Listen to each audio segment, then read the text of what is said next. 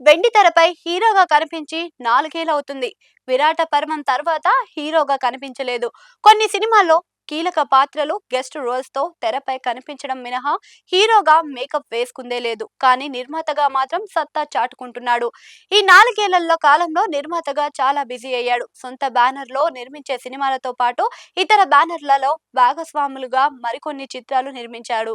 హీరోగా తను చేయలేని కథల్ని నిర్మాతగా వాటిని వెండితెరకు ఎక్కించడంలో తన వంతు సహాయాన్ని మేకర్స్ కు అందించాడు. గార్గి, పరేషాన్, కీడాకోల, 35, జీగ్రా, కొత్తపల్లిలో ఒకడు, కాంత, ప్రేమంటే ఇలా కొన్ని సినిమాలు నిర్మించి తన అభిరుచిని చాటుకున్నాడు. ఓ నటుడుగా మేకప్ కు దూరంగా ఉండి సినిమాలు నిర్మించడం ఎంతో గొప్ప విషయం. సాధారణంగా హీరోగా ఎంట్రీ ఇచ్చిన నటుడు, అందులోనూ బ్యాక్గ్రౌండ్ ఉన్న నటుడు, ఫెయిల్యూర్స్ ఎదురైతే కొద్ది సక్సెస్ కోసం పోరాటానికి మరింత సీరియస్ గా కొనసాగిస్తాడు.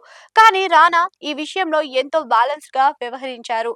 తన మార్కెట్ పరిధి దాటి రిస్క్ తీసుకోకూడదని నటుడిగా దూరంగా ఉంటూ నిర్మాతగా బిజీగా అయ్యాడు. 4 ఏళ్లుగా నిర్మాతగా బిజీ అవడంతో రానా నిర్మాతగా సెటిల్ అవుతాడా అన్న సందేహాలు తాజాగా తెర మీదకు వస్తున్నాయి. రానా నిర్మాతగా బిజీ అవుతున్న తీరుతోనే చాలా మందిలో ఈ సందేహాలు వ్యక్తమవుతున్నాయి. తాతయ్య మూవీ మొఘల్ రామానాయుడు చివరి శ్వాస వరకు సినిమాలు నిర్మిస్తూనే ఉన్నారు. దేశంలో అన్ని భాషల్లోనూ సినిమాలు నిర్మించిన ఏకైక భారత నిర్మాతగా ఆయనకు పేరుంది. ఆయన వారసత్వాన్ని అందుకున్న పెద్ద కుమారుడు సురేష్ బాబు చాలా సినిమాలు నిర్మించారు. ఈయన్ని కథతో ఒప్పించడం అంత సులభం కాదు.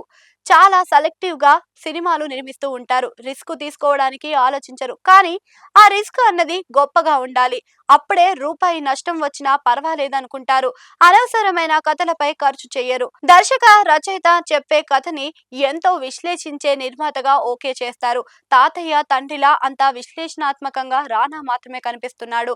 రానా హీరో అయితే అభిరామ్ ను నిర్మాతగా చేయాలనుకున్నారు. రామానాయుడు సహా సురేష్ బాబు కూడా అదే అనుకున్నారు. కానీ అభిరామ్ అహింసతో హీరో అయ్యాడు.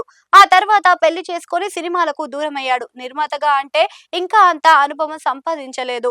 తాతయ్య తండ్రి వారసత్వాన్ని దిగ్విజయంగా ముందుకు తీసుకెళ్లే సామర్థ్యం ఉన్నది మాత్రం రానాకే.